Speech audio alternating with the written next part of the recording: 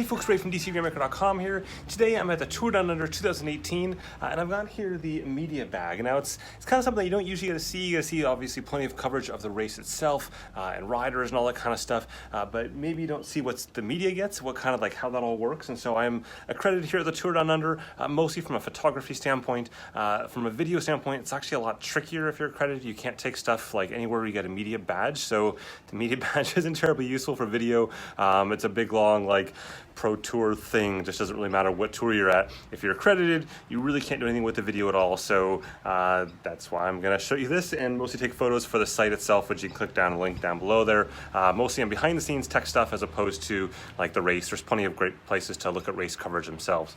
Anyways, this is the media bag that you get for accredited journalists. I'm kind of walk through it real quick here. I tossed a few things in there that aren't actually in the bag just so you can see what they are. So the very first one that we'll go through is the photo jersey itself. This is a bright orange jersey that says media on it, and the purpose of this is to basically not get hit by riders, by cars, and so I'm to wear this anytime I'm in the kind of race area. So not so much like at the start line itself before the race, but once the race is about to get underway, go ahead and wear this and the finish and all that kind of stuff so that you can avoid getting whacked by someone. So next we've got here my media badge itself. You'll see these badges all over the place, so they're not really that special, and there's nothing too super fancy about it. On the back, it will basically say what I'm credentialed for, so the different areas that you're credentialed for. Pretty much any staffer is going to have these. Again, they're not super special in design. There's nothing like fancy about them, but they just kind of access or allow you to access things really quickly and easily. It's something like the Tour de France, that is, and some of the other races. These all have like RFID tags in them, and then they can allow you access to different areas and stuff. But here it's a little more simplistic, which is kind of nice. You don't have to worry as much. This is the car parking permit. I'm supposed to put this in the rental car, but every time I go to do that, the car is so damn hot right now. So I just stick it in the front dash and it works the same way. So these usually on the upper edge of the windshield right there. Not quite as long as the ones you'll see at like the Giro and the Tour Down Under stuff, or the Tour de France and whatnot, but gets the job done. It's kind of a neat little souvenir at the end of things. Okay, now into the bag proper. So this is the things that came in the bag. First up, and probably the most interesting to be honest, is the race manual. So there we go. Sorry, I'm holding this thing up at the same time. So the race manual basically walks through everything about the race from a, let me go and see if I can move this down. There we go. It's a little bit difficult.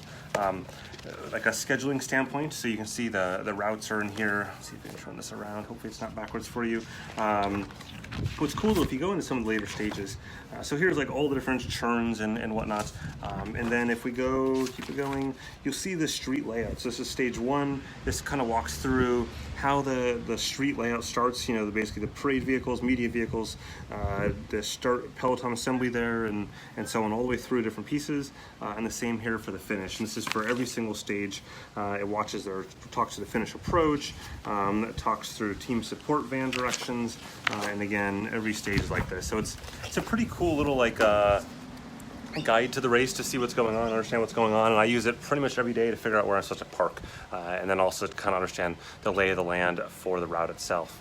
So next on the list here, we've got, let's see what this is, a bit of a bent up media guide right here. So inside this is mostly notepads, result summaries, it kind of just basically, you know, explainers like on podium ceremonies, media queries, who to talk to, and then sort of the same thing from a stage standpoint as what you saw on the other one, just in a smaller format right there, a little bit easier to handle, in this case get squished. So into the bag itself, a lot of this stuff is kind of more souvenir-y, or just like general use stuff that you might have if you're not familiar with the area. A restaurant guide for Adelaide 2018. Though knowing how these works, my wife's in the restaurant industry, these are all just paid for stuff, so you have to pay to get into these things. So traditionally speaking, the things in the restaurant guides are your worst options because they're having to pay to be in the restaurant guide, as opposed to just being well known enough that they don't need to be paid. So just general tourist FYI for life. Next we've got a bottle of wine. So obviously Australia is a big kind of winery, and this is a big wine region. You'll see that featured many times in the tour itself. Serafino, I believe is the name, McLaren Val Goose Island Cabernet Sauvignon. So 2015, we'll give this a shot. It's been in the car, so it's probably a little bit hot, but it's a thought that counts.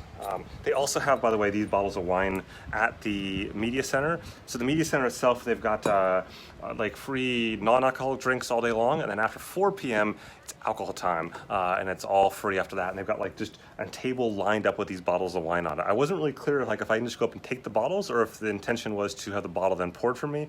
I might get clarification on that today and test that out. Test being the operative word. Obviously, a little cowbell thing there because you can never be loud enough. This one will definitely not be going to my 1.5-year-old. Nope, gonna keep things sane in the house. We then got some chocolates from something nearby here. Milk chocolate peppermint tablet. Again, something that might not be so good after I've been sitting in the car on a hot day like it is today. Let's see what else. Then we've got a cup of some sort, so it looks like a little kind of a, keep your drink cold or warm. I'm not really sure who wants a warm drink on a day like today. It's supposed to be 41 tomorrow, so really, really beastly hot out here.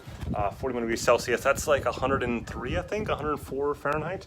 So Barossa by bike, so a bike kind of trail guide up into the Barossa area, the wine area. I actually might use this. This could be very useful to me. I might go riding up there. I just talked about how miserable hot tomorrow is, but someday this week I'm gonna go up there just kind of ride around. So I brought my bike with me down here. Next, we've got a envelope. Powerful body, open mind, fearless heart. I can see where this is going already. So this looks like it's physiotherapy and health and yoga thing. So I'm just gonna keep riding my bike. I think that'll work out better here for me. What else is down here? Then we've got, let's see, a little boxy thing. Hold on. Let's see if I can get this down. Tilt the camera down a little bit. Open the boxy thing up. Oh, that's nice. The boxy thing has like a little logo, Tour Down Under logo on it. It's pretty classy. A little more classy than my paper cups or whatnot. So inside it looks like we've got small glasses. So I'm gonna see if I can get this opened up here with one hand. I can't figure out where I stuck my tripod, to be honest. So I gotta figure that out, my smaller one.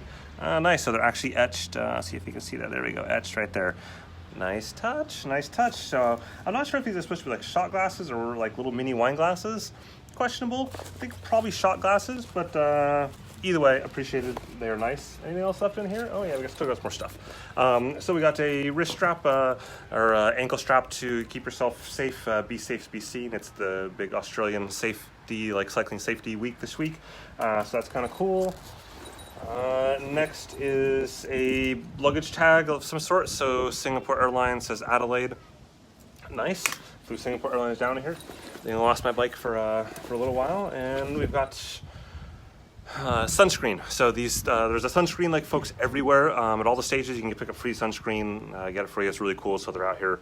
The Cancer Council's been doing all that. And then last but not least, I keep picking this up as I'm going here. And I was just mentioning the tripod. I found out where I stashed my tripod. I threw it in one of the bags, and here we go. So the kind of short tripod, actually for the GoPro Fusion camera, but I've been using it for a couple of things since it goes nice and tall.